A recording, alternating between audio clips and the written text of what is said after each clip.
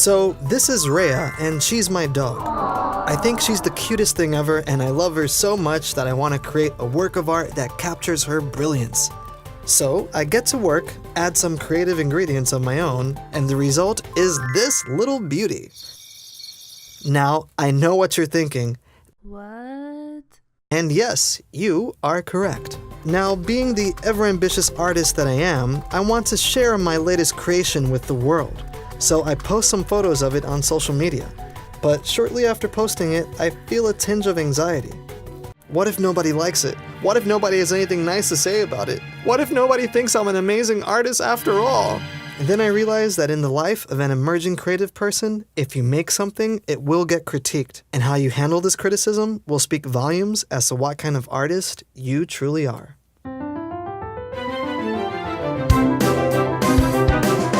Ooh, StoryBored USA. Hey there, Storyboarders. Welcome to another episode of StoryBored USA. Let's face facts. Everyone's a critic. Some, like your ever-supportive mother, want to see you succeed, while others, like various internet trolls, want to see you fail and fail hard.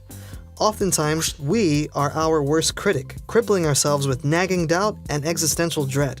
No matter what, everybody will have their own unique opinion of what your work does right and what it does wrong. So I do think it's important that criticism exists because it helps people grow, it helps you step out of your comfort zone, it can help you change something, or it can help you be stronger in the thing that you do or make and know that, yes, even though you do not like it, this is what I stand for and this is the kind of work I want to put out. Please welcome Samantha Black, fashion designer and former contestant on the reality TV show Project Runway and Project Runway All-Stars.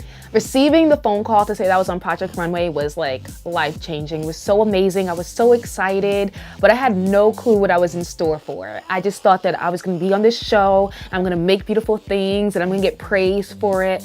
And like, I had no clue the amount of criticism that I would be receiving from the judges, from my other designers, and eventually from the entire world. There are many different approaches to criticism, and it all boils down to two different types of critics: objective critics and subjective critics. To an objective critic, only the work itself matters. They don't care about who the artist is or what their intention for creating the work happened to be. On the other hand, a subjective critic is generally interested in knowing who the artist is and why they created the work. They are curious to know what emotions the artist was going through in their process. Sometimes your audiences may not even understand your art in the first place. In Paris, in 1913, the debut performance of Les Sacres du Printemps, also known as the Rite of Spring in English, a ballet about pagan tribal dances composed by Igor Stravinsky, literally caused fistfights in the audience. It was booed and heckled and instantly panned as being a complete and utter failure. But Stravinsky knew what he was doing. He trusted in his voice and not in the opinion of critics. And the Rite of Spring is considered the most important and revolutionary piece of classical music in the 20th century. When people say nasty things to you, you might want to immediately say nasty things back, but you have to kind of take that in and put it back out there in a respectful way, and that you're just going to take it into how you proceed in, the next project or the next thing you design. What was the one thing that kept you grounded when everyone wanted you to change your work to fit their desires? So my design aesthetic comes directly from my culture. I'm Jamaican, born in New York, grew up in Connecticut, and my design aesthetic kind of reflects all of that. It's a little spicy, it's a little out there, but for me sometimes I don't realize how out there it is until I hear people's reactions or comments, and I'm like, oh wow, like, is that crazy? Is that different? But at the end of the day, my culture makes up who I am, and I don't know who I would be without it. So your diversity is your creative backbone. Having your culture or the things that are different about you, owning that, in the end, it actually makes you super special.